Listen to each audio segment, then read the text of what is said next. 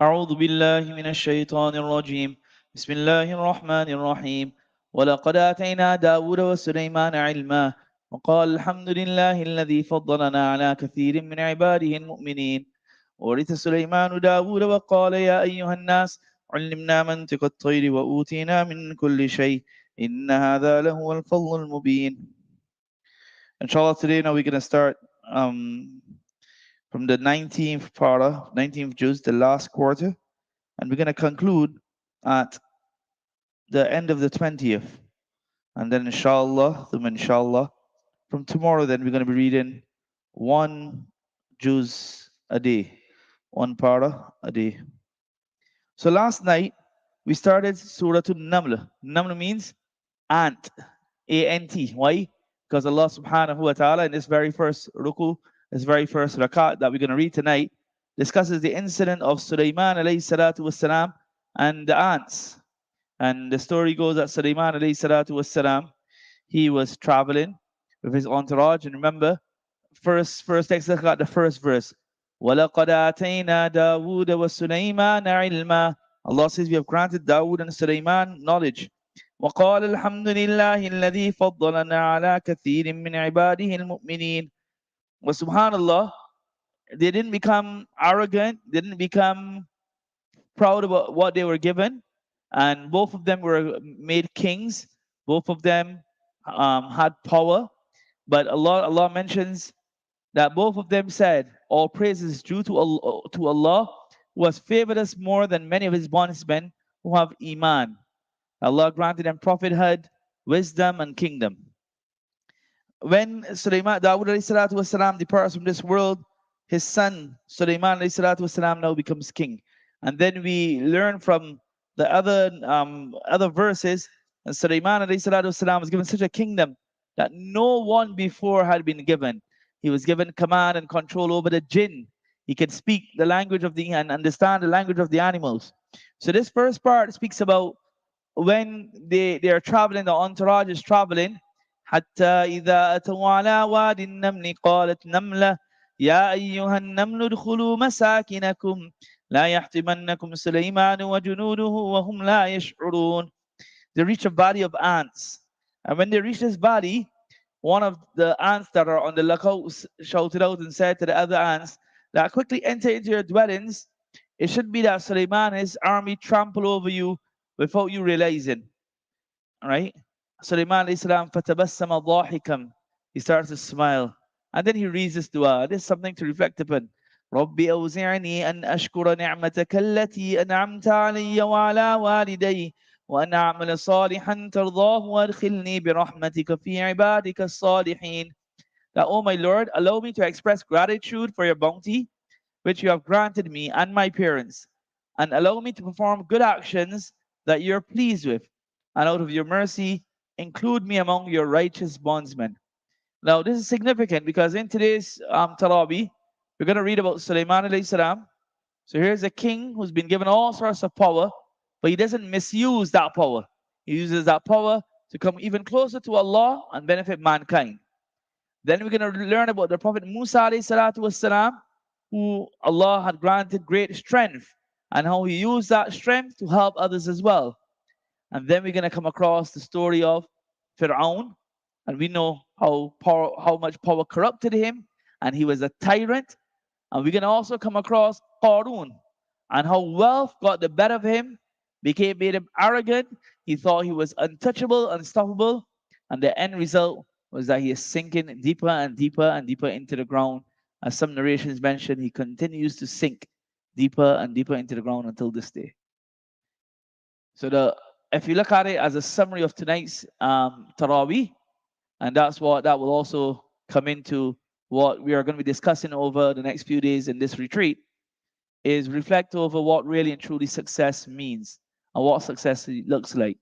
And also reflect and understand that in order to gain success, you have to put in the hard yards.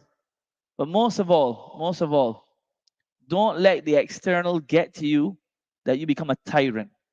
Rather, your God-given talents, your Allah-given talents that you have, use it to help mankind. Use it to help the deen of Allah subhanahu wa ta'ala. Sulaiman alayhi salatu wasalam, he's been given this wealth, this abundant wealth, that no other prophet was given before, no other individual. Mulkan la yanbaghi li ahadin min ba'di. That was his dua, that, oh Allah, grant me such a kingdom that no one ever will get that type of kingdom. And no one has ever been given that type of kingdom. But here, we don't find a leader who has become corrupt, or a leader who throws his weight around. Rather, we find one who is on top of his game and who is thankful to Allah. So now he realizes, then the surah continues, وَتَفَقَّدَ الطَّيْرَ فَقَالَ مَا لِيَ لَا أَرَى الْهُدْهُدَ أَمْ كَانَ مِنَ الْغَائِبِينَ. He's inspecting the animals and birds are usually with him, and he realizes that he is missing one of them, Hudhud. So he says, where's Hudhud? And then Hudhud comes after a little while and tells him that I have just passed by this island, this place, in which I've seen that there's a lady, there's a malika, a lady, a queen, and they are worshiping things besides Allah. I saw her and her people prostrating to the sun instead of Allah. And he also explains, I've discovered that this lady, this queen, she rules over the people of Sabah and has been given everything. In other words, what rulers have usually, she's also been given. She has wealth, she has weapons, she has beauty, and she also has this beautifully decorated throne. So Sulaiman alayhi salatu wasalam, he sends a letter, right? He sends a letter to this lady, to this queen. Now this is invitation to Islam. إنه من سليمان وإنه بسم الله الرحمن الرحيم ألا تعلوا علي وأتوني مسلمين. As one of the scholars mentioned, perhaps the shortest letter in the world. بسم الله الرحمن الرحيم ألا تعلوا علي وأتوني مسلمين. That's it. In the name of Allah. So what happened was, the Hudhud came, he took the letter, and he went and he delivered the letter. So she sees the letter, she sees that it is addressed, it is from Sulaiman, and when she opens it, it has Bismillahir Rahmanir Rahim. In the name of Allah, the most merciful, the extreme merciful. And all it has after that, do not be arrogant against me by refusing to come, and come to me in submission. So he's asking her to come so that he could present Islam and present the truth to her. So now she starts discussing with her people. قالت يا أيها الملأ أفتوني في أمري. Give me mashwara. So they start saying, oh, we are much stronger. We have a big, strong army. Let's go. If he wants to fight, we are ready. But then some of them said, no. Then she said, no, this is her wisdom. She said, إن الملوك إذا دخلوا قرية أفسدوها وجعلوا أعزة أهلها أذلة وكذلك يفعلون.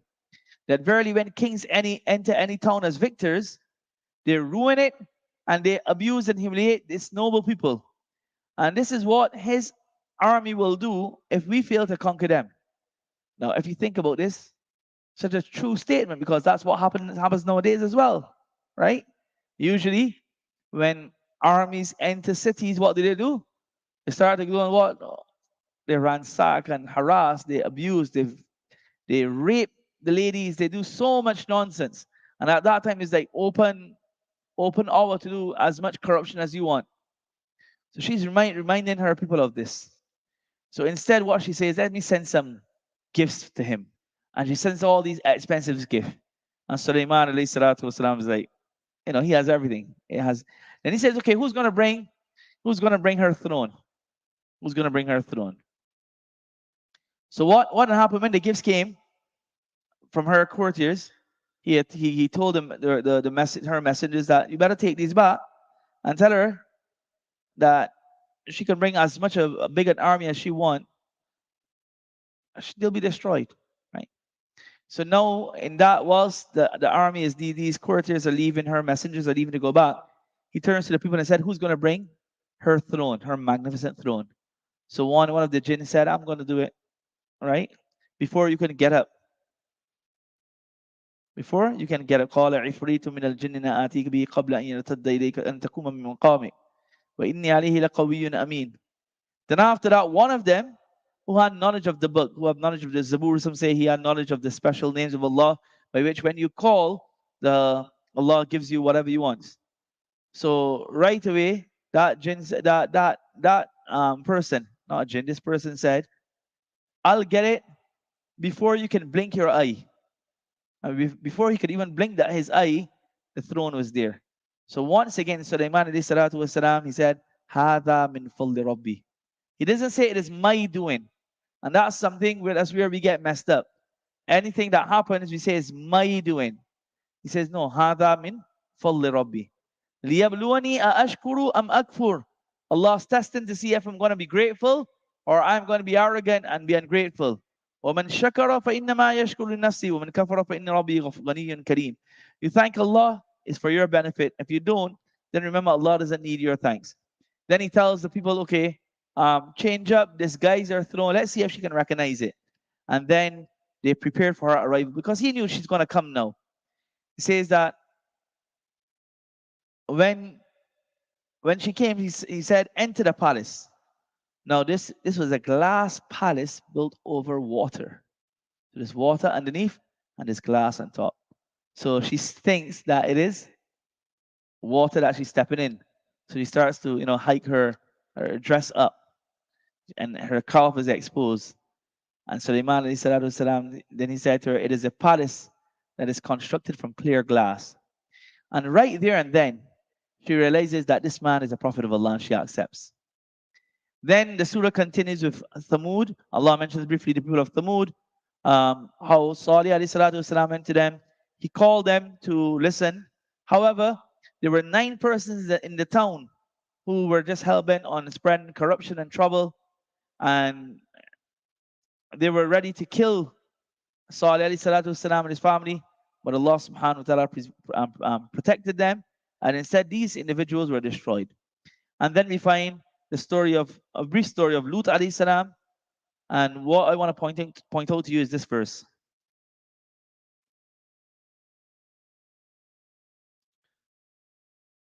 He said, when Lut alayhi salatu was salam, he told them that you are a nation that behaves ignorantly. They said, أخرجوا آل لوط من قريتكم. Expel Lut and his family from your town. إنهم أناس يتطهرون.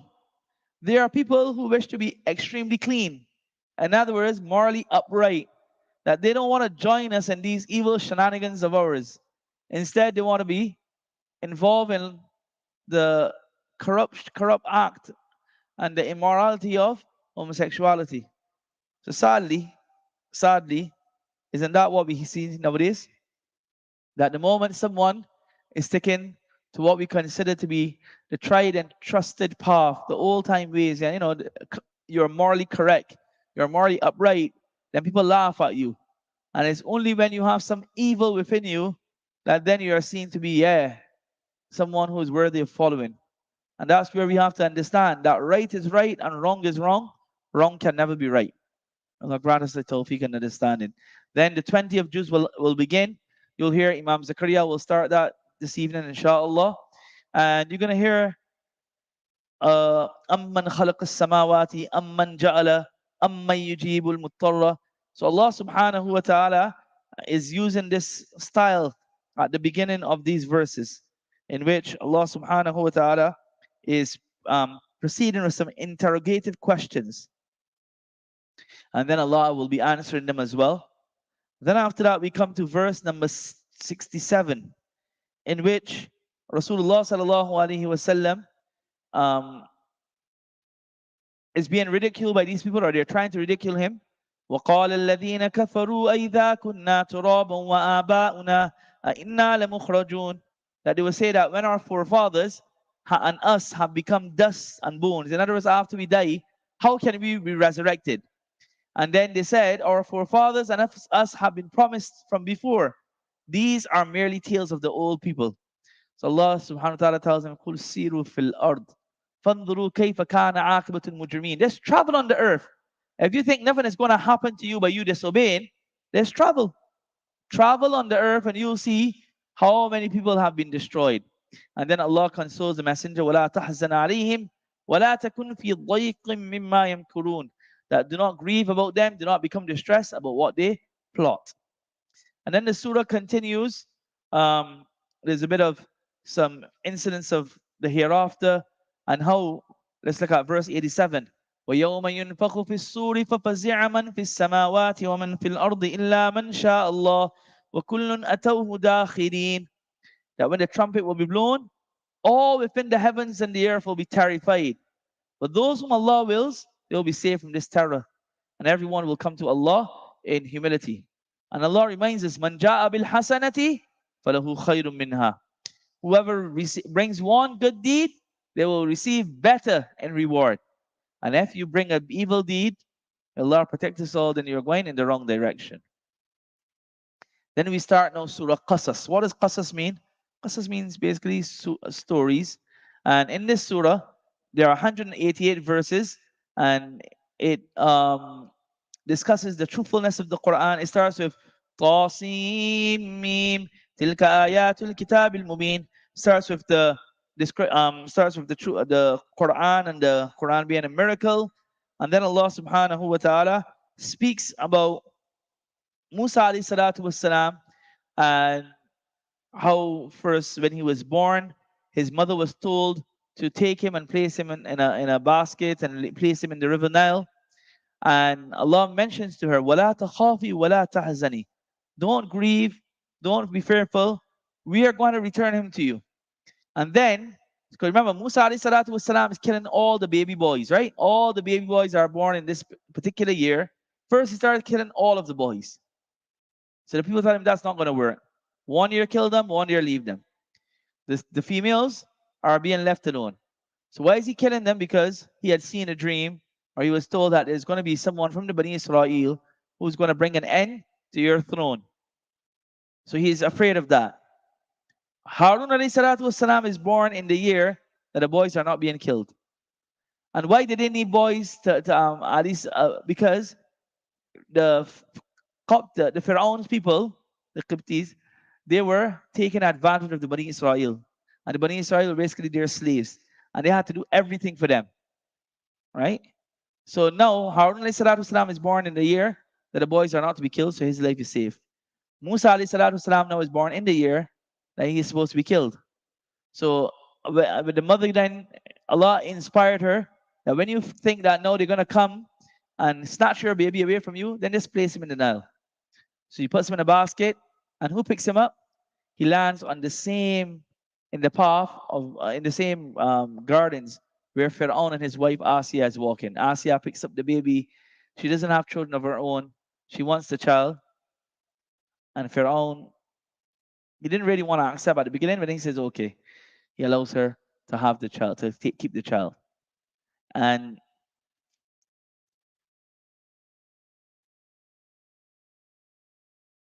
then he's not feeding from any of the ladies. So his sister was following, and she realizes this. She says, I know a lady whose scent is good and whose milk is good, and every baby drinks. And the mother then gets the job. So Allah subhanahu wa ta'ala shows, Inna radduhu ilayk. Remember, he consoled the mother that don't worry, we're gonna send your son back to you. So in this way now, she grows up, the son grows up under his mother's care for a bit as well.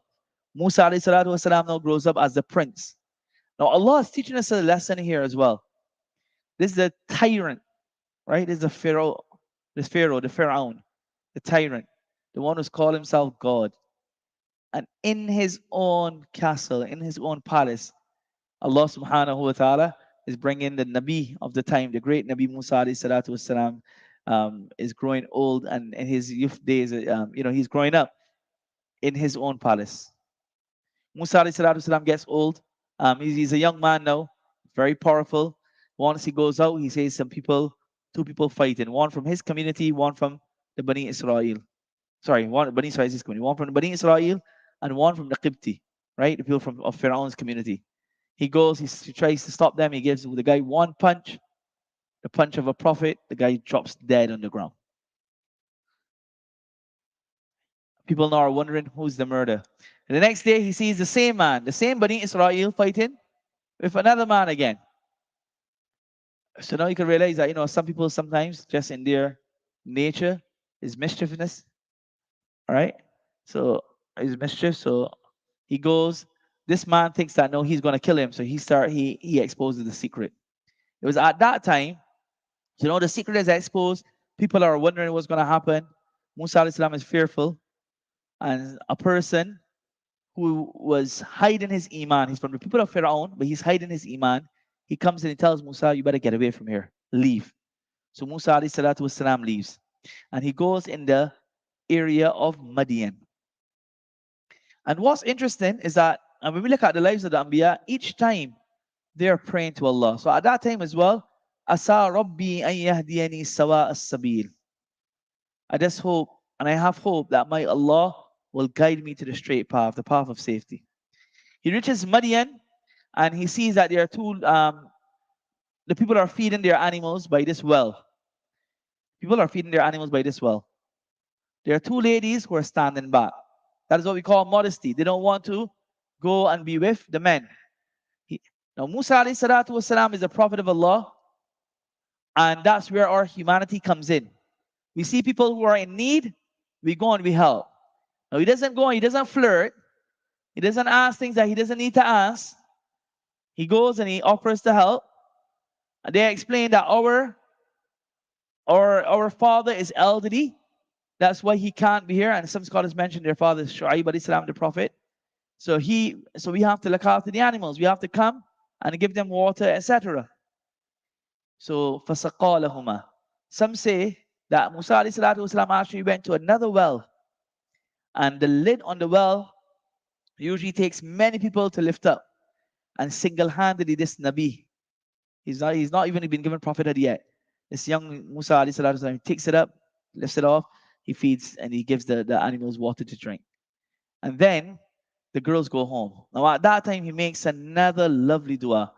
Rabbi inni lima anzalta ilayya min khayrin faqir. That, oh Allah, I am in need of whatever good you bestow upon me. Any type of good you have for me, oh Allah, I'm in need of it. The girls go home, they explain the story to their father, and one of them tells the father, it seems that he's a traveler in need of a place. So hire him. We need basically a farm hand. We need someone to help us. So hire him. So the father goes and he tells Musa, he says, okay, he sends one of them back. And the Quran speaks about how she came walking. فَجَاءَتْ إِحْدَاهُمَا تَمْشِي عَلَى اسْتِحْيَاءٍ. She is walking with all modesty in a very bashful way. Again, there's no flirting taking place here. The scholars mention that as she was leaving, as they were going now towards the father's home, Musa alayhi salatu wasalam walked ahead. Why did he not walk in behind? So that his gaze doesn't fall on her.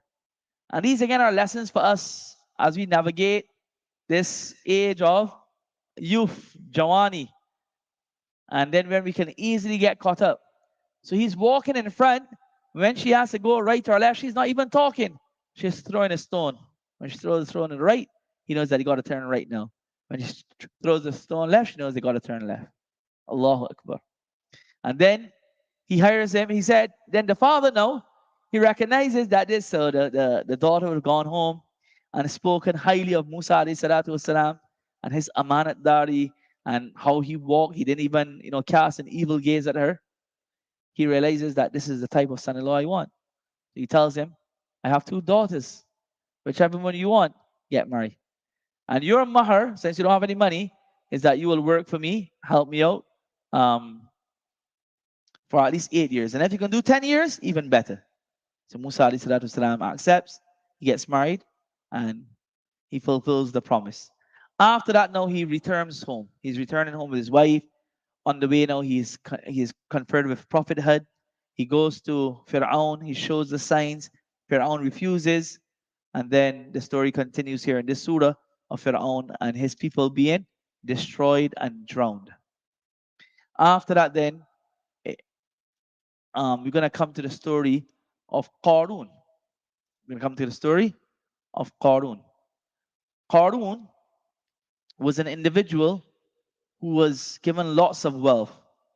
إن قارون كان من قوم موسى فبغى عليهم وآتيناه من الكنوز ما إن مفاتحه لتنوء بالعصبة أولي القوة إذ قال له قومه لا تفرح إن الله لا يحب الفرحين. So Qarun is also from the Bani Israel, just like how Musa is. Now Bani Israel, we said is, they're always being oppressed. Why is Qarun the exception? Because he's wealthy. Sadly, that's the way the world is nowadays, right? And then Qarun now becomes what we'll call a sellout, right? Qarun becomes a sellout. He's not with his people, he's with the others. He doesn't care about them.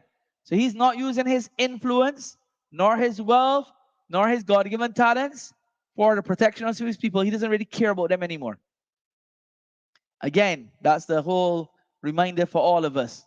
Whatever we've been given by Allah, of His wealth, of His health, His strength, whatever it is, use it for the betterment of yourself, your people, your community, your religion. So, and how wealthy was he? He was so wealthy that the keys to his treasures were too heavy for even a mighty troop of men. So forget his wealth. The keys that were for the safes that his wealth was in were so many and they were so heavy that it would take a whole or a huge big group to lift those keys up. He would be reminded that وَابْتَغِ فِي مَا آتَاكَ اللَّهُ الدَّارَ الْآخِرَةَ وَلَا تَنْسَ نَصِيبَكَ مِنَ الدُّنْيَا. Don't forget the hereafter. Don't get on like this. But this man, he would go on saying, well, أُوتِيتُهُ عَلَىٰ عِلْمٍ إِنْدِي. This is my knowledge. Sulaiman ﷺ said what? هَذَا مِنْ فَضْلِ رَبِّي. This is from the fadl and from the grace and the mercy of my Lord. Qarun is saying what? I've attained it through my knowledge. And one day, and people are telling him all the time. Now, when the people are seeing him in his pomp and glory, there are two groups. One group, they look at him and say, if only يا ليت لنا مثل ما أوتي قارون إنه لذو حظ عظيم. If only we also possess what Qarun has. Undoubtedly, he is extremely fortunate. Now reflect on this, young man. When you see the YouTubers, and you see the TikTokers, and you see the so-called celebrities that have everything, then we start to think, what? That's what I want. That's how I would like to be. I would like to be in a private jet, going from here to there and have a Lamborghini, a Mercedes, and Ferrari and everything to coast along the roads with, right? And that's how we think. So there are certain people who used to think like that. Look at him. On the other hand, there was another group. وَقَالَ الَّذِينَ أُوتُوا الْعِلْمَ وَيْلَكُمْ ثَوَابُ اللَّهِ خَيْرٌ لِمَنْ آمَنَ وَعَمِلَ صَالِحًا وَلَا يُلَقَّاهَا إِلَّا الصَّابِرُونَ. This group who were granted knowledge, understanding of deen, what did they say? Woe to you. Allah's rewards are better for the one who has iman and who does good deeds. And only those who exercise sabr shall receive this. That's the reminder. That's a big reminder there. That those who have iman, they'll get better. Because if you're earning your wealth from the wrong means, and your wealth is making you corrupt, then that wealth is no help to you. That wealth is no help to you. And then what happens? The earth swallowed him up. And nothing could assist him. So those individuals who used to want to be like him, they start to say, oh dear, indeed Allah increases sustenance for those bondsmen He wills and decreases for whom He wills. If it were not for Allah's favor on us, we would also have been plunged into the earth like him. Alas, the kafirun will not succeed.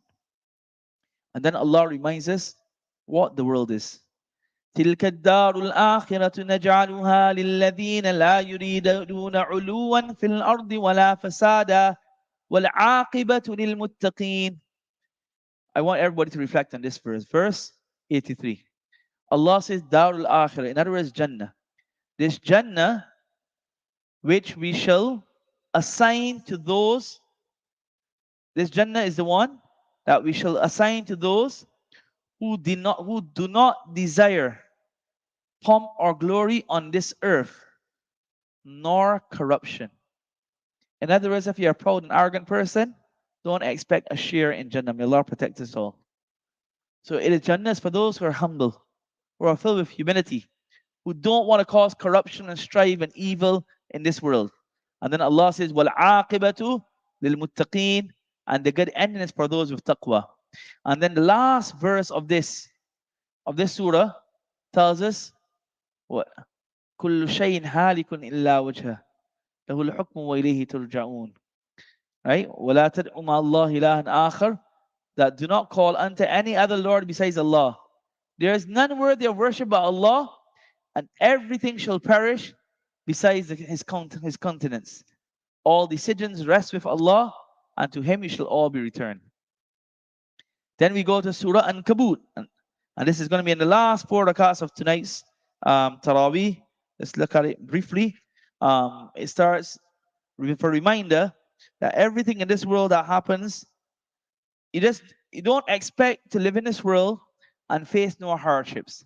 Hardships will come. It's part and parcel of life. And Allah brings about hardships to see who's the true believer and who's the evil believer. In this, Allah also mentions the importance of وَصَّيْنَا الْإِنسَانَ بِوَالِدَيْهِ حُسْنًا. Right? That you have been commanded to treat your parents kindly. However, if they force you to ascribe partners with Allah, then in that case, you're not going to obey them. Then Allah speaks about Nur-e Islam, that Nur-e Islam was sent to his people, where he remained and he invited them for 950 years. And they still didn't listen. It reminds us to continue and persist and be in our dawah and calling people to Allah. Then Allah also speaks about Ibrahim alayhi salam. There's also mention of Lut alayhi salam again. There's also mention of Shu'aib alayhi salam. And after mentioning these different groups, Allah mentions how the different types of punishments that came upon them. فَكُلًّا أَخَذْنَا بِذَنْبِهِ, we seize each of them on account of his sin. فَمِنْهُمْ مَنْ أَرْسَلْنَا عَلَيْهِ حَاصِبًا, there were some that we sent a violent wind. There were some that was seized by a shout, a loud scream, which scholars mentioned was from Jibreel. There were some that were swallowed by the ground, and there were some that were drowned. Allah was not the one to oppress them, but they used to oppress themselves. In other words, all the reason for their punishment was them going against the commands of Allah. And then we're going to find, and we end with this verse here, مَثَلُ الَّذِينَ اتَّخَذُوا مِن دُونِ اللَّهِ أَوْلِيَاءَ كَمَثَلِ الْعَنْكَبُوتِ اتَّخَذَتْ بَيْتًا وَإِنَّ أَوْهَنَ الْبُيُوتِ لَبَيْتُ الْعَنْكَبُوتِ لَوْ كَانُوا يَعْلَمُونَ. Allah says that if you are believing in other gods and you are calling out to others besides Allah, then know that the example of those who adopt gods besides Allah is like the example of a spider who spins a web. So the other day the boys were asking for animals in the Quran. So we've covered Namla. Now we've covered Nahl was one, right? And now we have Ankabut, right? So what's the Ankabut? What example Allah is giving? A spider. So Ankabut is spider. So when a spider spins a web, a little baby can touch it, and it collapses. So Allah is mentioning that this, what they call themselves to be on faith, has no sort of value or relevance. Those who worship gods besides Allah, it is like a spider's web. No value whatsoever. As in, there's no strong. They're not on no evidence or proof as to what they are worshiping. So it reminds us that we need to stay firm on belief, and we need to be like the Prophet Sulaiman alayhi salatu wassalam, and the other prophets, that when they were given all the bounties and blessings, they thanked Allah. Anytime difficulties came, they were patient. And don't be like Qarun and Fir'aun, who became haughty and became arrogant, and then suffered a disastrous consequence. May Allah Ta'ala grant us the understanding. Wa akhir da'wana, alhamdulillah.